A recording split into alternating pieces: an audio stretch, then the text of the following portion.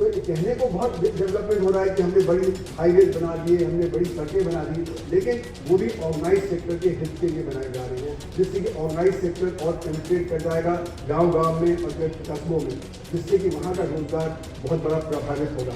तो मेरा मानना है कि हमारे देश में आज सरकार कहती है कि हमारा जो रेट ऑफ ग्रोथ है, जो जीडीपी का जो बढ़त है, वो 6%, 7%, 8% चल रही है।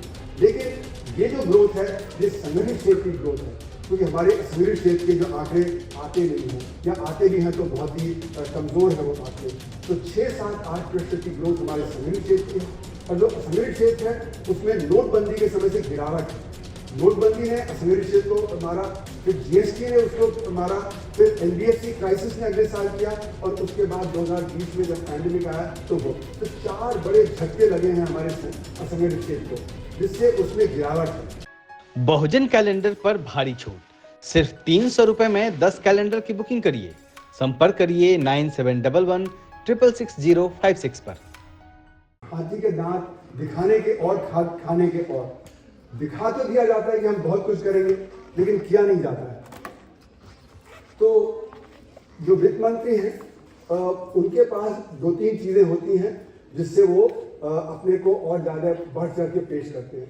पहली बात तो वो अनाउंस कर देंगे कि हम इतना खर्च करेंगे, और वो खर्च 5 साल का होता है, वो इस साल का नहीं होता कि इस साल कितना खर्च करेंगे।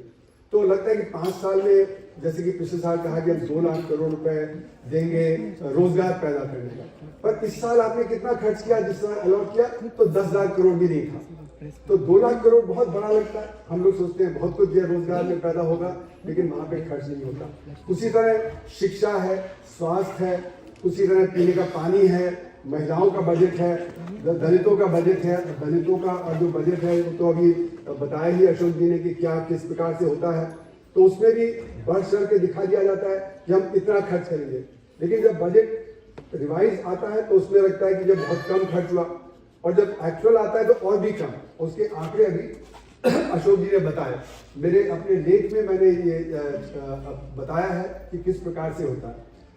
दूसरी बात होती क्या है कि अगर बढ़ा के दिखाया भी जाता है तो ये नहीं दिखाया जाता कि जो हमारा इन्फ्लेशन है, जो दाम बढ़े हैं, उसके मुताबिक वो बढ़ा है या उससे कम बढ़ा है। अक्सर ही देखा गया है कि जो खास मुद्दे होते हैं वहां पे इन्फ्लेशन जितना बढ़ा है उतना भी अलॉटमेंट नहीं होता, यानी कि रियल टर्म में, असलियत में वो एलोकेशन कम हो जाता है। फिर तीसरी बात क्या की जाती है कि अगर वो ये दिखाते हैं कि जैसे पीने का पानी है उसमें हम इतना खर्च करेंगे, लेकिन उससे काफी कम खर्च होता है। कि 3 तरह से हमारे जो बजट होता है उसमें एक पेश किया जाता है जो, और जो असलियत है उसमें बहुत बड़ा अंतर होता है। अब सवाल उठता है कि बजट में होता क्या?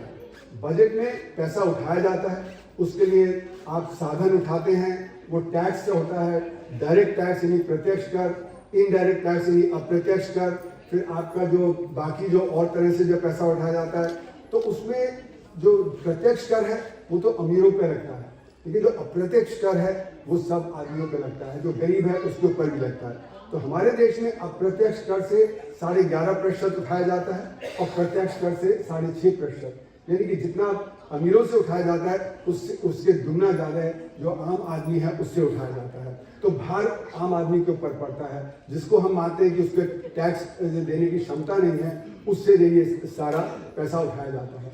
तो पहला तो ये उसको हम रिग्रेसिव बोलते हैं, यानी कि जितना जो गरीब है उसके ऊपर उतना ज्यादा भार होता है। तो ये गलत चीज है, हमें कोशिश करके ज्यादा से ज्यादा डायरेक्ट टैक्सेस से पैसा लेना चाहिए। और अभी जैसे प्रधानमंत्री जी ने खुद कहा कि हमारे देश में सिर्फ 142 करोड़ में से 1.5 करोड़ लोग हैं जो कि कुछ ढंग से डायरेक्ट टैक्स पे करते हैं, प्रत्यक्ष पे करते हैं, यानी कि 1.1% लोग हैं जो डायरेक्ट टैक्स पे करते हैं।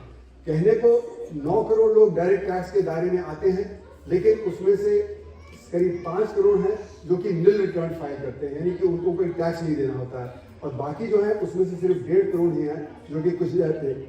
तो यानी कुल मिला के जो ये आता है वो जो समृद्ध समाज है वहां से 1.5 करोड़ लोग ही डायरेक्ट टैक्स पे करते हैं। वजह उसकी है कि हमारे देश में काले धन की अर्थव्यवस्था बहुत तेज है। काले धन की अर्थव्यवस्था का मतलब है कि आपकी आमदनी है लेकिन आप उसको घोषित नहीं कर रहे हैं। तो हमारे देश में आज जो काले धन की अर्थव्यवस्था है मेरे अनुमान से 60% से ज्यादा है। अगर ये आपके काले धन की अर्थव्यवस्था को हम जो टैक्स नेट में ले आए तो फिर हमारे पास बहुत ज़्यादा टैक्स आएगा। जो अभी 6.5% आता है वो कम से कम 30% हो जाएगा डायरेक्ट टैक्स में। उसके आने से जो आज कहा जाता है कि हमारे पास साधन नहीं है शिक्षा के लिए, स्वास्थ्य के लिए, पीने के पानी के लिए, रूरल डेवलपमेंट के लिए, तो हमारे पास पर्याप्त मात्रा में साधन होंगे। और ये बात अगर आप देखें तो 1947 में चीन था, कोरिया था, थाईलैंड था, मलेशिया था, हम सब गरीबी की एक ही बराबर थे। हमारे यहाँ अज्ञानता, शिक्षा का अभाव, स्वास्थ्य का अभाव एक ही जैसा था।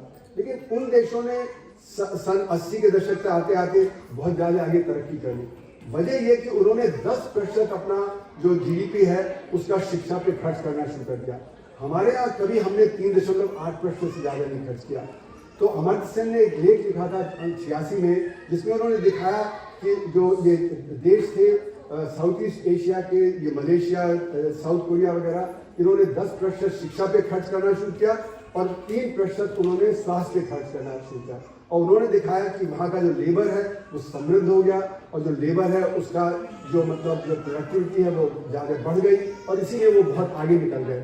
हमारे यहाँ हमने वो ध्यान नहीं दिया क्योंकि इसमें जो गरीब थे, गरीबों के शिक्षा की तरफ ध्यान नहीं दिया गया। जब तक गरीबों की शिक्षा की तरफ हम ध्यान नहीं देंगे तो आगे कैसे बढ़ सकते हैं। उनको बराबरी पे अगर लाना है तो शिक्षा सबसे पहली चीज़ है जिसका उनको उपलब्ध होनी चाहिए। अगर शिक्षा उपलब्ध नहीं होगी तो जो अपॉर्चुनिटी होगी समाज में वो उनके पास नहीं आएगी। तो इसलिए शिक्षा हमारे लिए बहुत अहम है। तो बजट में ये दिखाया जाता है कि कितनी प्राथमिकता कहाँ है। और जैसे अशोक जी ने अभी बताया, प्राथमिकता में जो हमारा जो दलित समाज है, जो हमारा पिछड़ा समाज है, वो कहीं नहीं आता। वजह उसकी है कि हमारे समाज में दो तरह के लोग हैं, एक संगठित क्षेत्र में है और एक असंगठित क्षेत्र में है। संगठित क्षेत्र में 6% लोग काम करते हैं और असंगठित क्षेत्र में 94% लोग करते हैं। जितने भी गरीब हैं, दलित हैं, पिछड़े वर्ग हैं, माइनॉरिटीज हैं, वो सब असंगठित क्षेत्र में ज़्यादातर आते हैं। तो हमारा जो बजट है वो संगठित क्षेत्र की तरफ मोड़ दिया गया है। वहाँ पे असंगठित क्षेत्र का ध्यान नहीं है और उसके आंकड़े अभी अशोक जी ने पेश किए। लेकिन मैं एक चीज़ और बताना चाहता हूँ इसके साथ साथ कि जो क्षेत्र जहाँ पे रोजगार ज़्यादा पैदा हो सकता है उन्हीं क्षेत्रों में अक्सर कटौती हो जाती है। और जिन क्षेत्रों में कैपिटल का ज़्यादा इस्तेमाल होता है, जिनको हम अंग्रेजी में बोलते हैं कैपिटल इंटेंसिव सेक्टर्स, उनकी तरफ बजट को मोड़ दिया जाता है। और उससे फायदा किसका होता है? उससे फायदा होता है संगठित क्षेत्र का। तो जैसे कि अगर आप देखें तो अभी पिछले 3-4 साल में जो कैपिटल सेक्टर जो है उसका बजट बहुत तेजी से बढ़ाया गया है और पिछले साल 11.11 लाख करोड़ का प्रावधान किया गया। लेकिन वो पैसा जा कहाँ रहा है? वो जा रहा है बड़ी बड़ी सड़कें बनाने में, बड़े बड़े जो रेल कॉरिडोर बनाने में, आईटी सेक्टर में, पावर सेक्टर में। इसमें रोजगार नहीं पैदा होता। पहले सड़क बनती थी, उसमें सैकड़ों लोगों को काम मिलता था। रेलवे की पटरी लगाई जाती थी, सैकड़ों लोगों को काम मिलता था। अब वो इतना मैकेनाइज हो गया है, बड़ी बड़ी मशीनों के जरिए। आप देखेंगे कहीं भी ये सड़क बन रही है तो बड़ी बड़ी क्रेन, बड़े बड़े बुलडोजर्स का इस्तेमाल होता है और 10 लोग काम करते दिखते हैं। तो ये जो क्षेत्र हैं जिनमें आज सरकार पैसा लगा रही है, जो कह रही है कि हम कैपिटल ज़्यादा एक्सपेंड कर रहे हैं, वही क्षेत्र हैं जहाँ पे रोजगार पैदा नहीं होगा, बल्कि वहाँ से रोजगार की कटौती होगी। और ये हो क्या रहा है कि जहाँ जहाँ सड़कें जा रही हैं, जहाँ जहाँ ये रेलवे ट्रैक्स जा रही हैं, वहाँ डेवलपमेंट हो रहा है। और वो डेवलपमेंट हो रहा है जिससे कि जो ऑर्गेनाइज सेक्टर है उसका माल गाँव तक चला जाए। तो जो वहाँ की लोकल इंडस्ट्री है उसको भी धक्का लगेगा। तो कहने को बहुत डेवलपमेंट हो रहा है कि हमने बड़ी हाईवेज बना दिए, हमने बड़ी सड़कें बना दी, लेकिन वो भी ऑर्गेनाइज सेक्टर के हित के लिए बनाई जा रही है, जिससे कि ऑर्गेनाइज सेक्टर और पेनिट्रेट कर जाएगा गांव में और कस्बों में, जिससे कि वहाँ का रोजगार बहुत बड़ा प्रभावित होगा। तो मेरा मानना है कि हमारे देश में आज सरकार कहती है कि हमारा जो रेट ऑफ ग्रोथ है, जो जीडीपी का जो बढ़त है, वो 6%, 7%, 8% चल रही है। लेकिन ये जो ग्रोथ है ये संगठित क्षेत्र की ग्रोथ है, क्योंकि हमारे असंगठित क्षेत्र के जो आंकड़े आते नहीं हैं या आते भी हैं तो बहुत ही कमजोर है वो आंकड़े। तो 6-7-8% की ग्रोथ हमारे संगठित क्षेत्र की है। और जो असंगठित क्षेत्र है उसमें नोटबंदी के समय से गिरावट है।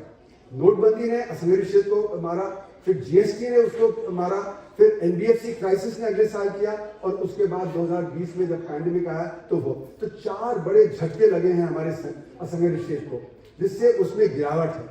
और ये गिरावट आपको दिखती है, जैसे कि आपका जो ट्रेड सेक्टर है, जहाँ पे दुकानदारी होती है उसमें ई कॉमर्स बहुत तेजी से बढ़ रहा है, लेकिन जो आपके बगल का स्टोर है वहाँ पे काम कम हो रहा है, वहाँ की डिमांड कम हो रही है।